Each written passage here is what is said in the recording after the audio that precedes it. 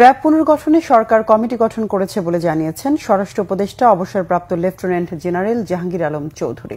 জানান, আগামীতে পুলিশের হাতে মরণাস্ত্র থাকবে না, এমন সিদ্ধান্ত অন্তর্বর্তী সরকারের।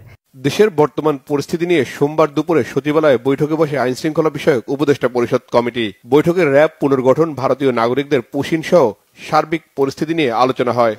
বৈঠক শেষে স্বরাষ্ট্র উপদেষ্টা বলেন, পুলিশের হাতে মারণাস্ত্র না দেওয়ার সিদ্ধান্ত নিয়েছে অন্তর্বর্তী সরকার। পুলিশের হাতে যেন আর কোনো মরণাস্ত্র না থাকে, এগুলি তাদের জমা দিয়ে দিতে হবে। কোনো মরণাস্ত্র পুলিশের হাতে থাকবে না, বাট এপি ব্যাটালিয়নের হাতে থাকবে। এপি ব্যাটালিয়নের কাজ কিন্তু অন্য পুলিশের থেকে একটু ডিফারেন্ট। র্যাব এই পুনর্গঠন কিভাবে হবে, এটা এই নামে থাকবে কিনা, এই ড্রেস থাকবে কিনা, বা এই ফোর্স থাকবে কিনা, বা কিভাবে অর্গানাইজ হবে, এই জন্য আমরা একটা কমিটি করে দিয়ে দিচ্ছি।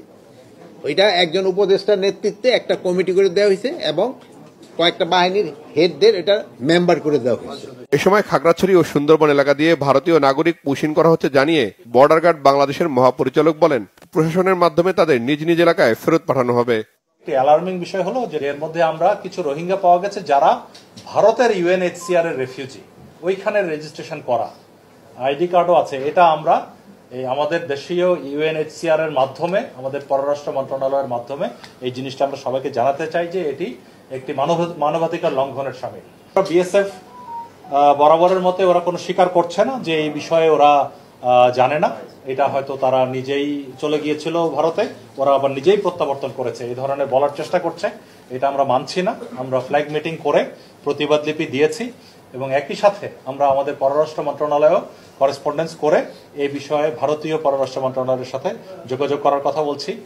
ঈদের আগে গার্মেন্টস শ্রমিকদের বেতন পরিশোধে মালিকদের নির্দেশনা দেওয়ার পাশাপাশি অবৈধ দাবি নিয়ে শ্রমিকরা রাস্তায় নামলে ব্যবস্থা নেওয়ার কথাও জানান স্বরাষ্ট্র উপদেষ্টা। বাট যেটা তাদের অবৈধ দাবি, ওইটা কোন অবস্থায় বরদাস্ত করা হবে না।